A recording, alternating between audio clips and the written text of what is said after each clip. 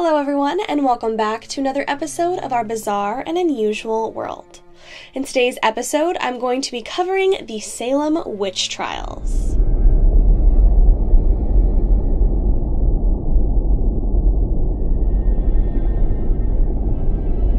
So, as usual, I will be covering the who, what, when, where, why, and how of the Salem witch trials. Let's start out with the when. When exactly in history did these trials take place? So the infamous Salem witch trials roughly began in about spring of 1692, and they started to die down around early 1693. However, it wasn't until January 1697 that a day of fasting was declared because of the tragedy of the Salem witch trials. So as for the where for these trials, it took place in a Salem village in Massachusetts, here in the United States. But it wasn't just specifically Salem during this time. Many colonies and communities were affected by these trials. It is estimated that about 24 different locations were affected by these witch trials during this time. Andover, Massachusetts, which is about 15 miles from where this all started, is said to have been hit the hardest during this time. So now on to the what. What exactly are the Salem witch trials? What makes these trials so infamous? So basically, the Salem witch trials were a time when young girls mostly started claiming that they were being possessed by the devil. During these possessions, they would learn information about the townsfolk around them. In turn, these young girls started accusing their neighbors and townsfolk of witchcraft. And in case you didn't know, witchcraft, a big no-no in 1692. Not popular, not a thing. Some specifics on the girls. The Reverend's daughter, Elizabeth, who was 9 years old at the time, and his niece, Abigail, age about 11, were some of the first girls to start having these troubles or fits, as they called them, what they called their possession time. During these fits, the girls would scream out in pain, in horror, they would mutter words that no one could understand, they would throw things, and even contort themselves into weird positions. So because medicine was so fantastic during this time, the local doctor, of course, blamed something supernatural for these occurrences.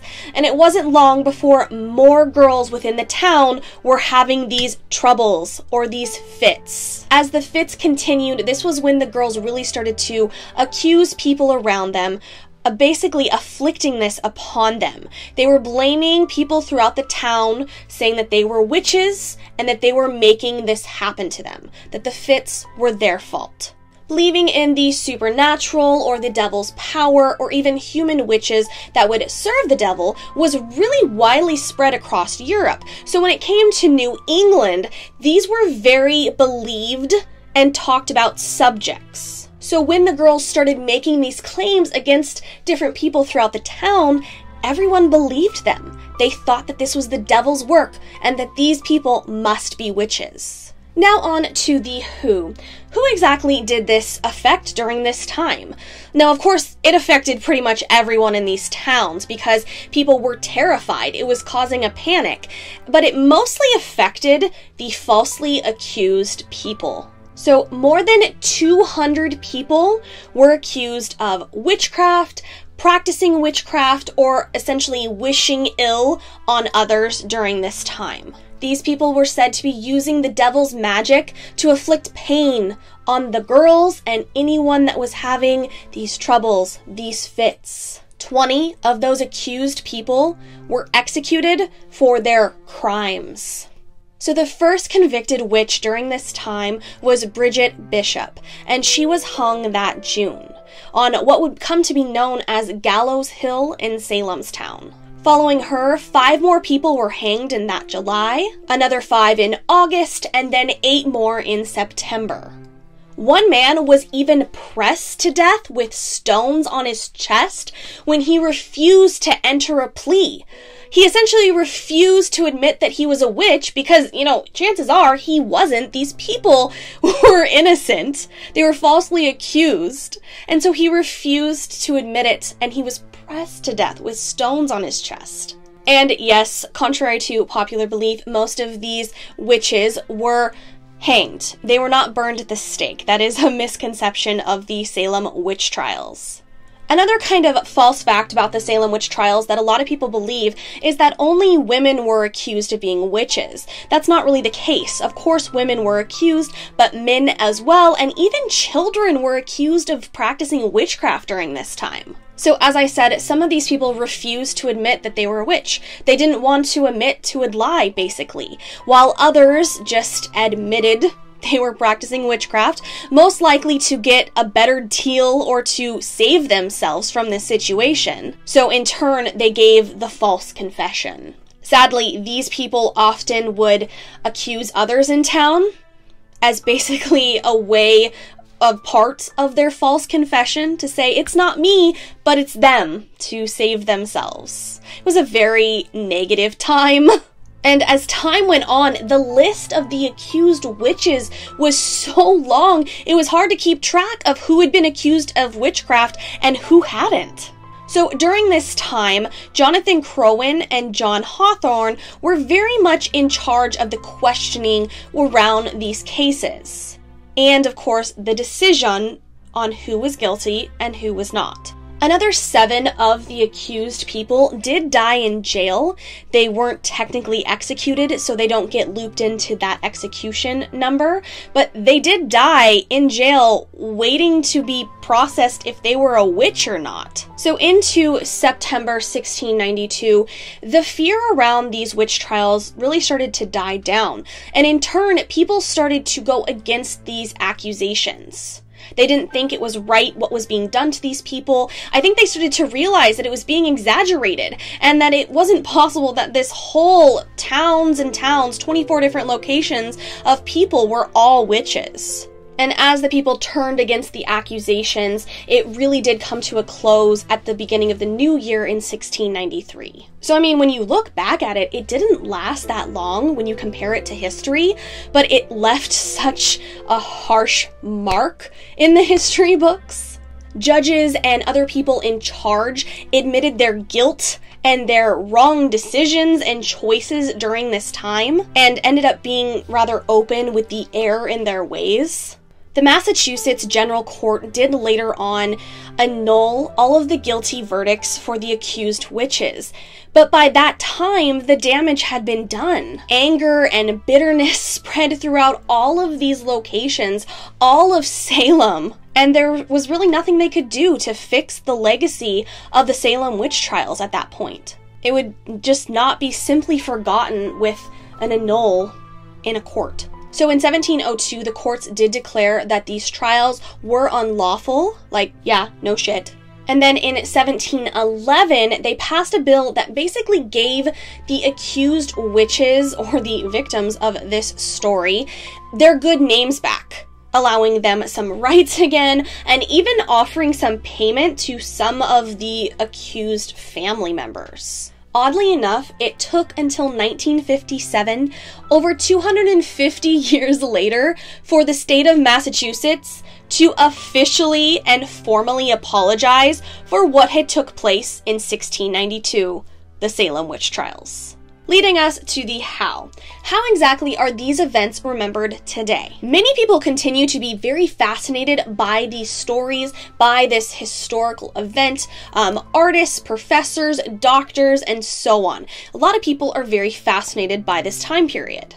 In 1953, the play The Crucible came out, written by Arthur Miller. His play was entirely inspired by these events, of course, with his own artistic take, but the popularity of his play really brought the Salem witch trials back to popularity and had more people looking at it again. Scientific studies and different research parties were also conducted in the 60s and 70s, all revolving around the Salem witch trials.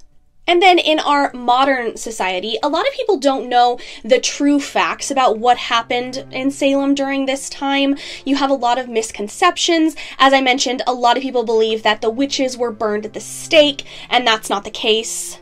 People do still debate if these events did have a truly spooky vibe to them, like something else was going on, or if all of these accused people were truly just innocent.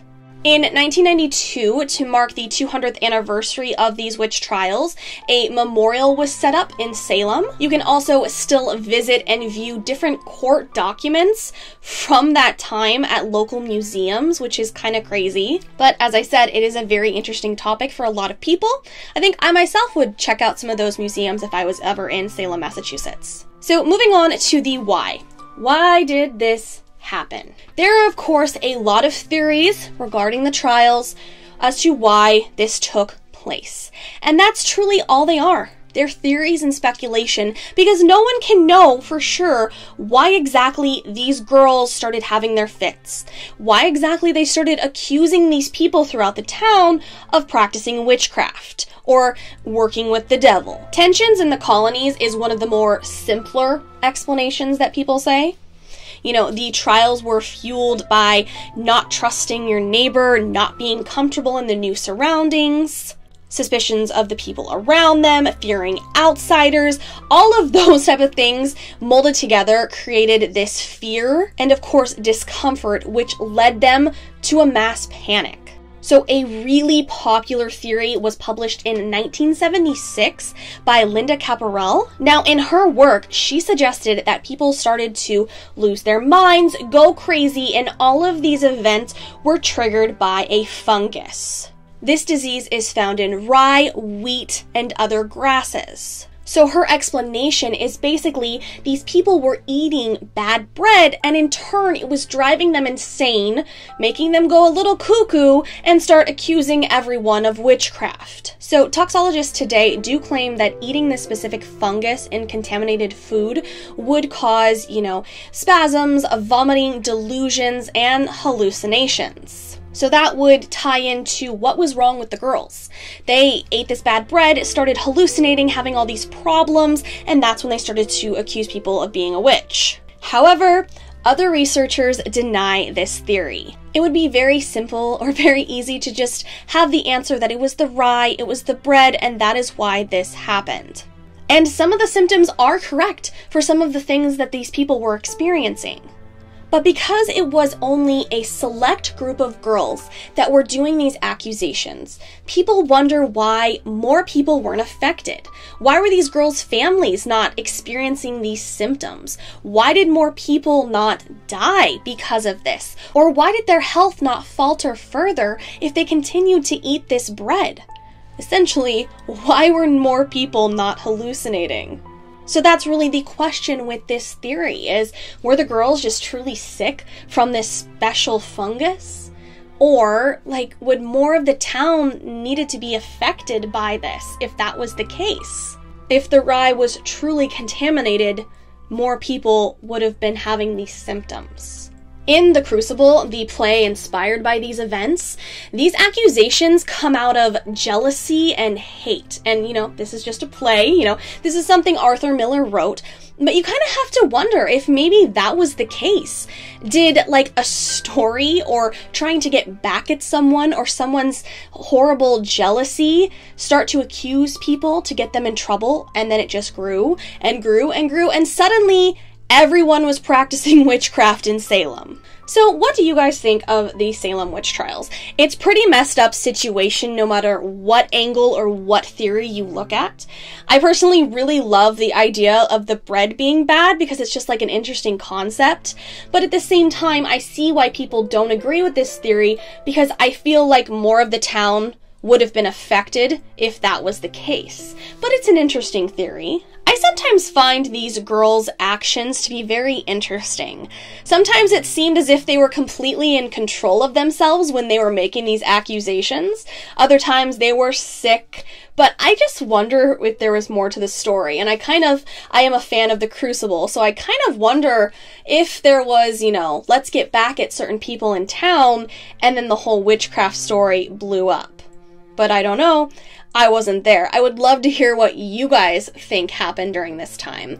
And also, the paranoia. I think that could be a very big thing too, because it started as just a couple witch stories and then the panic grew. It became this huge Salem witch trials thing.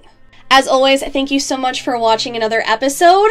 Please let me know what your guys' theories are or what you think happened with the Salem witch trials. Or hell, do you think that they were really witches? Do you think that people were practicing witchcraft and they got what they deserved? Or do you think that they were falsely accused? I think they were falsely accused. Thanks so much for watching. Be sure to give this video a like, and I will see you guys in the next episode.